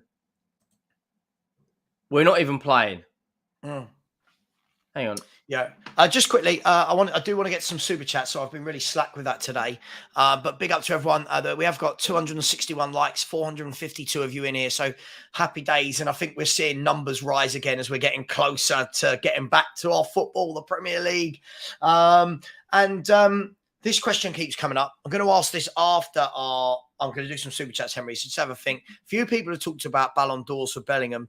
I've got my own opinions on it. We'll come to that in a second. Big up to John Ellis Hall, who's become a YouTube member. Big up, John. Thank you so much for that. It really is appreciated. I'm actually going to put a message out today about YouTube channel member show that's going to be next week. So please look out for that. And thank you very much for supporting the channel. Wes as well has become a YouTube channel member. So thank you to Wes as well. Big up to both of you guys. And watch out for the chat in the community later on about the YouTube channel member shows and YouTube member only chats. Big up Strasbourg Steve, who just put in a super chat. Big up to you, mate. Always a massive supporter of the channel. I really enjoy working with Steve as well. He's such a good guy, even if he has got 25 different nationalities. Big up to Chris C. Toronto, just sticking in a super sticker. Big up to you, my friend. Thank you so much. Big up to everyone out there in Toronto. Strasbourg Steve's come back in again and said, "You feeling under the weather, bro? Hope you're good." No, I'm all right, man. Listen, just had some personal things going on. And I think sometimes, obviously people aren't to know that, but it's for me not to show that. So, but big up. Thank you for asking. Jim, part of the romantic Spurs duo of Jim and Kate, just a guy and a girl who love Spurs, said, "Henry, wise words. You are 100% right about Harry Maguire." And big up, Jim. Thanks for that. Hope you're recovering well after the accident of the weekend. And Strasbourg Steve said Croatia manager Zlatko Dalic could be good for England. Do you know what? I watched Croatia the other night. And again, they literally, everything goes through Modric, still at the age of 410. But they've got a style. They've got a way of playing and it looks good. But yeah, good shout, Steve. I agree with you. Look, we've got about 8 or 9 minutes to go, Henry. Let's talk about, first of all, sorry, thank you to all the super chats. I really do appreciate it. What did you say about Bellingham? What's your opinion on Bellingham? My opinion, I think when people start talking about Ballon d'Ors, I think it's difficult because to win a Ballon d'Or, I think you've got to be, first of all, you've got to be, I think, sensational. This is saying you are the best, right? This is saying you are the best of everyone. Now, normally what that comes down to, Henry, I can't remember the last time the Ballon d'Or was picked up by somebody not winning things. If I'm brutally honest, I can't remember. Even they got a Ballon d'Or this year. Oh, this year he's not winning it. But they're saying, could he win it? Could Bellingham win a Ballon d'Or? I think I saw a few people talking about it earlier. For me, I think, sure, why not? He's got all the ability in the world. I think for me, it's one of those things that's going to take time. He's going to need to win lots of things with Real Madrid. He's going to need to keep that form up, not just win things with Madrid, because many people win things with Madrid year in, year out. But I think you need to make yourself the man that makes Real Madrid win. Right? Like Big Ben's did. Like Big Ben's did. Like your Big Ben's, ice cold Big Ben's. Like Haaland being nominated now. Man City win things every year, but Haaland being the main component with 65 plus goal assist contributions in a season puts him up there. Lionel Messi, we don't need to talk about Lionel Messi and Ronaldo. We know why they win it all the time. Bellingham, for me, is still young. I think we've got to remember that. He's still a young man. I think he's there. Going to that level, bit of time. I don't see why not. I just don't know when. And he's going to have Mbappe against him now. He's going to have they're the Haaland. They're the three players I think that will win the Ballon d'Or in the next 2 years. One thing I will say is, if Real Madrid win the Champions League this year, because it's between them and City for me, and he wins the league, right, and England have a good Euros next year, it wouldn't surprise me if he was in the top three.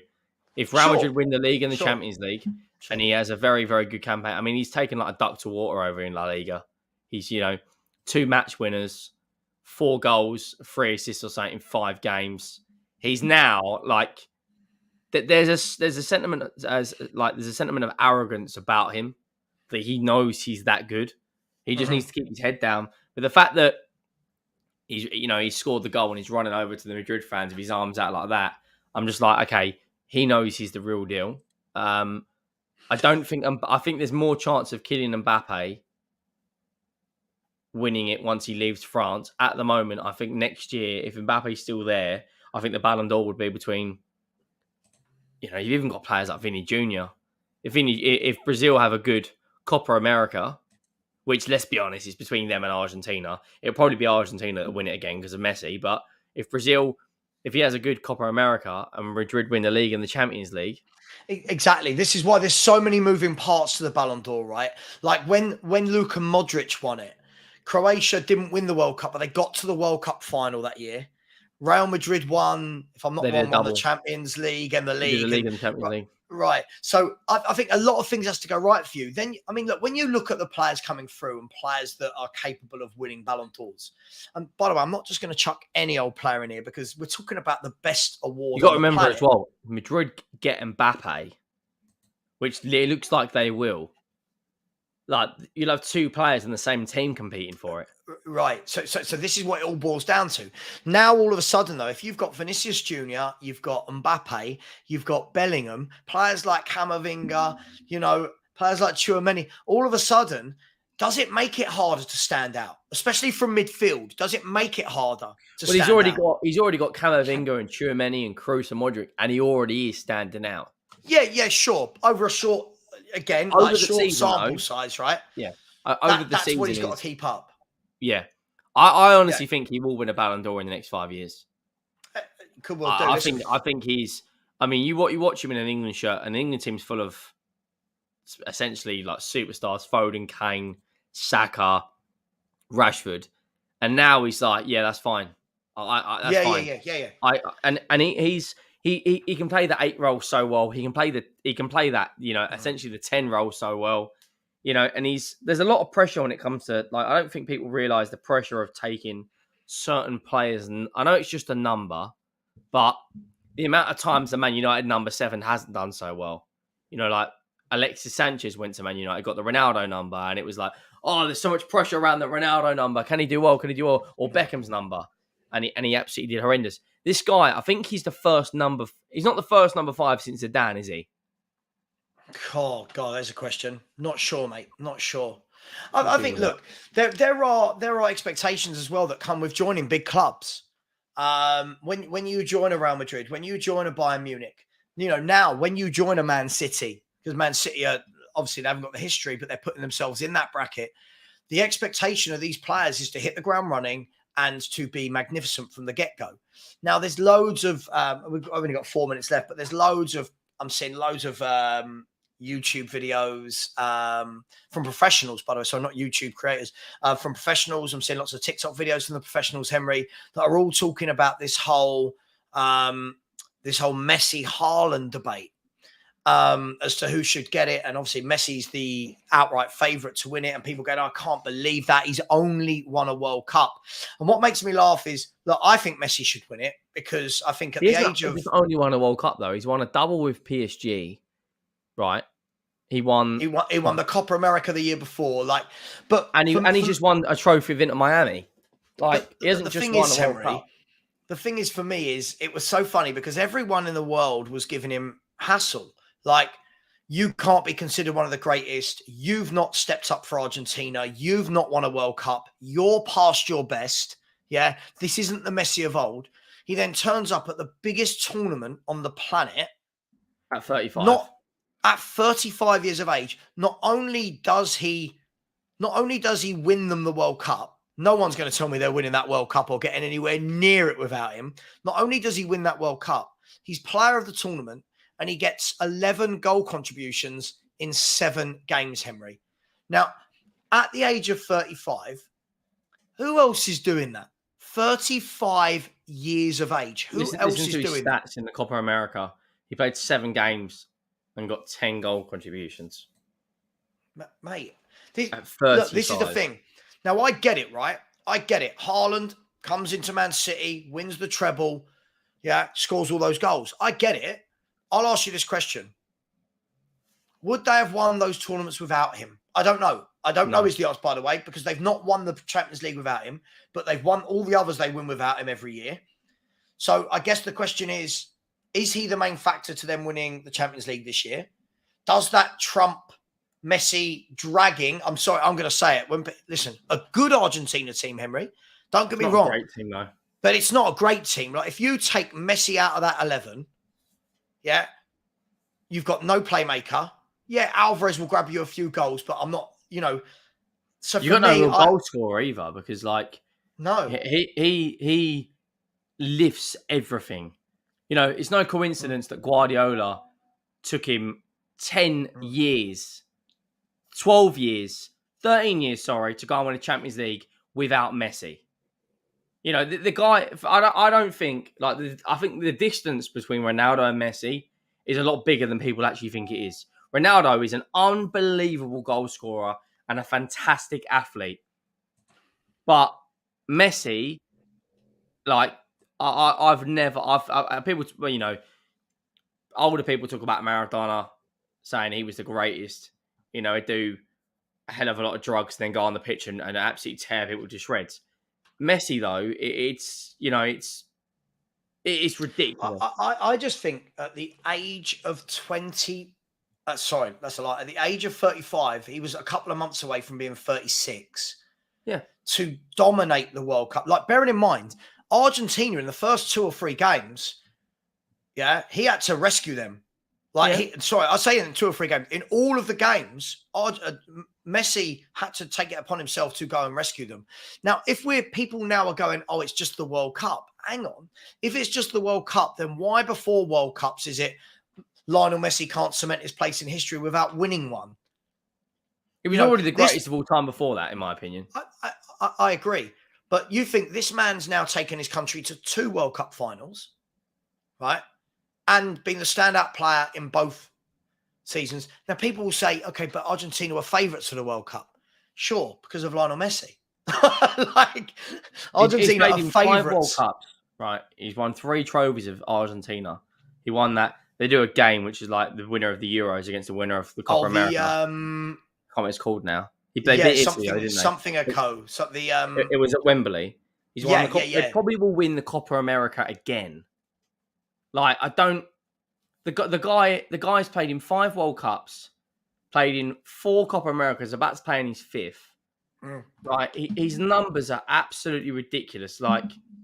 They're absolutely, even at his last year, 3 years ago, at the age of 33 for Barcelona, he had 39 goal contributions in 35 games. The year before that, he had 46 goal contributions in 33 games. Mate, but still you'll get people that want to diminish him, penalty. Listen, listen, we are gonna jump off now because we are gonna go on to Henry's channel. But let's be brutally honest. Let's be brutally honest about this. If anyone watched that World Cup, right, and didn't think, Jesus Christ, you're 35, how good are you? Right? And Henry, the last thing I'll say on this, it's not just the goals and the assists, right? It's not. It's the fact that this is a guy who's been a forward, a wide. It doesn't matter whether you want to call him a winger, a striker, a playmaker. His whole career, he's played up there. This is a guy that literally dropped into midfield and said, "I'll run the game. I'll do everything." I love him. I think take Messi, when Messi retires from Argentina, I think they're going to be a good team, but I don't think they're going to be anything. I can't see them winning a World anything. Cup for unless they bring out another absolute gem. I can't see it. I can't see it. No, I agree. Yeah, we are absolutely. Listen, I'm going to perfect comment to leave the show on. We are absolutely blessed to have seen him in his prime. I'm actually quite upset that he's going to retire in the next few years. It's the best player I think I've ever seen, best numbers I've ever seen. Anyway, Henry, thanks for coming on, mate. We are going to jump over to Henry's channel right now. I'm sure he's setting the timer. What I would say is please follow us to Henry's. I have redirected you. Please subscribe to both channels. I'm approaching 11,100. Small fry compared to this big player next to me. What are you up to now? Where are you nearly at? 16. I think we just hit 16.4. Yeah, nice. 16.4. Nice. So let's get this guy to 16.5. I'm sure you've already subscribed to us both, but if you haven't, please do. Henry, thanks very much. See you on the flip side. Everybody else, thank you for the super chats, and we will see you tomorrow for a Thursday morning chat with Savva.